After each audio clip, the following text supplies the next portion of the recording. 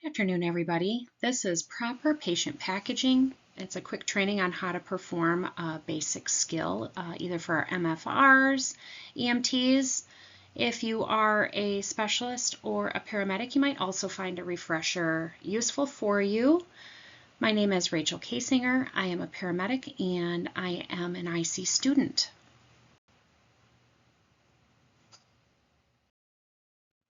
Our objectives today are: following this training, an EMT student will be able to properly load patients for transport.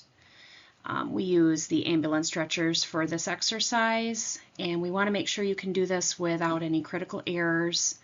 And I wrote in here in under 12 minutes. It's just a standard. Obviously, some calls will go way faster than that. Sometimes you might even go way over depending on the equipment you need to use, but 12 minutes is a good guideline to stick with. On this training, we would also like for you to be able to identify safe and helpful equipment you can use to accomplish these goals. We also don't want you to be injured in the process of performing these procedures. We want you to identify safety equipment that you have at your disposal, and we want you to understand how valuable this equipment can be for you. Continuing on with your objectives today, we also have here that we want you to recognize and use the safety equipment that is located on your stretcher 100% of the time for your patient safety as well as your own, and to understand the value of items you can find on your truck that you'll use on your stretcher that can help to build your patient's trust. These people that you're caring for will really see the effort that you put in. It's important.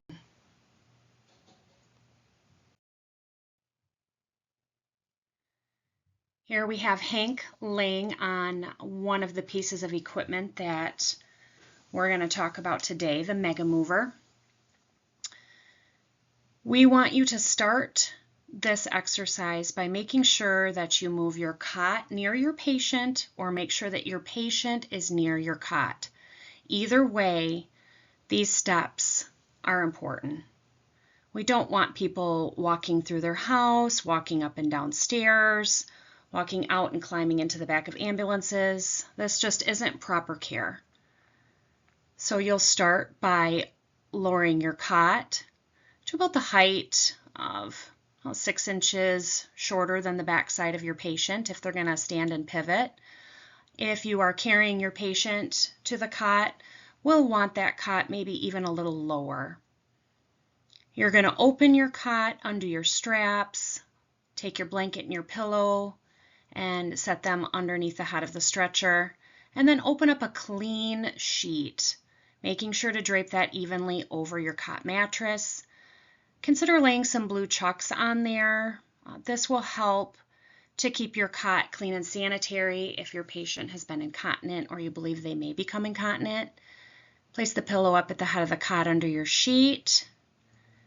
And then this is the point where you would have your patient stand and pivot to the cot, or it would be set and ready for you to carry your patient to the cot on the Mega Mover.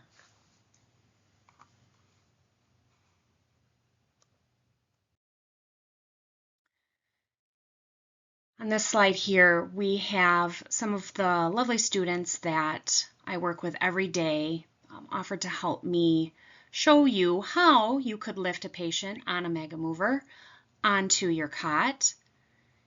Make sure you have about 4 personnel handy.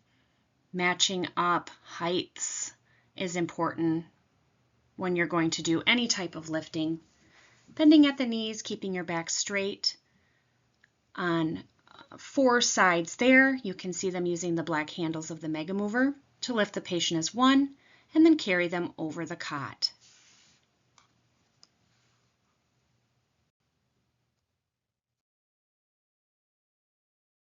This is our stair chair. It's an older model, mind you, than most places will have available, but the general use is the same. You're going to make sure your patient is belted in properly before you use this to move them to your cot.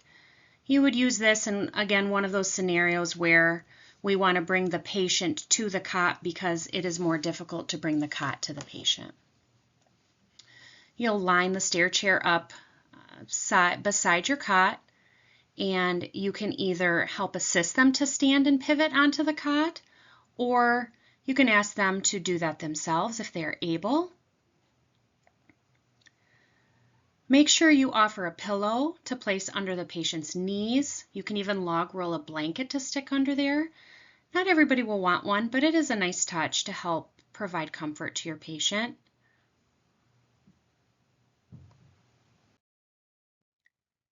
In this slide, we have Hank nestled nicely on our cot stretcher.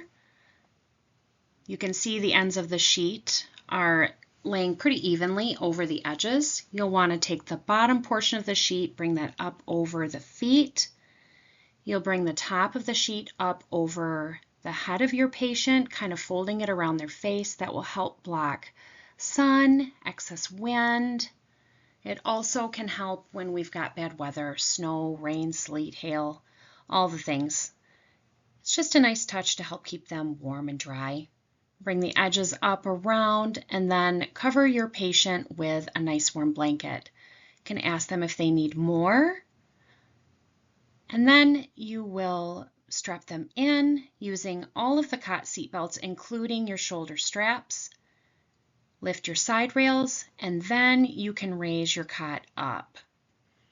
In this position, making sure that you're moving feet first and never side to side when rolling your cot to bring that over to the ambulance for loading. All right, this is the part where we talk about some special considerations. Now, when you're using safety equipment, we want you guys to use your best judgment. What's going to help me the most? What's going to be the safest?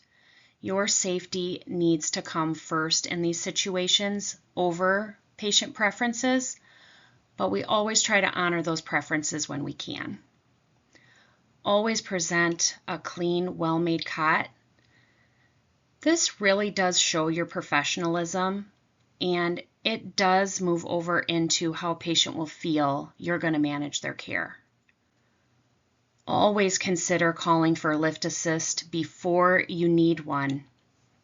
The patient could be difficult to move. Their body size could present some issues. We want to make sure that they are safe, and we are safe too. And lastly, we always have to put this in everywhere we go. Don't forget your PPE. Ensure your scene safety before performing any task. Check the stairs. Make sure there's not shoes laying there. Make sure that they don't have hooks along the staircase where they've got a lot of coats hung up that might fall and cause you to trip. These are all just some things. Make sure they don't have little dogs or cats that could get underfoot. Always consider your safety. So what have we learned today, guys? We've learned how to properly package our patient onto a stretcher. We've committed no errors, and we've done it quickly and efficiently. You've learned how to identify the basic safety equipment provided to you to care for your patients. We call those two things our stair chair and our mega mover. You've learned how the use of your mega mover and your stair chair will help to ensure your safety and the safety of your patient, and using good body mechanics as well. You've learned how to identify safety equipment on your cot to ensure the safety of your patient. Those 3 straps, the shoulder straps as well, and the side rails. You've learned the value in simple things you find in your ambulance as well. Your pillows, your blankets, the sheets, providing head cover for them, and that a well-made cot can help give comfort to your sick and injured patient. So, quick pop question. What are 2 pieces of safety equipment you can use to move your patient to your cot stretcher? You got it.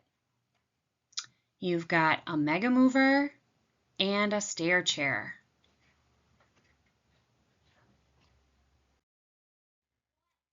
Pop question number 2.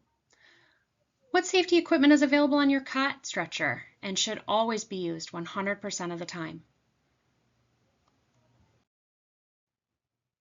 Not a hard one, I'm sure you know. 2 shoulder straps, 3 seat belts, and side rails.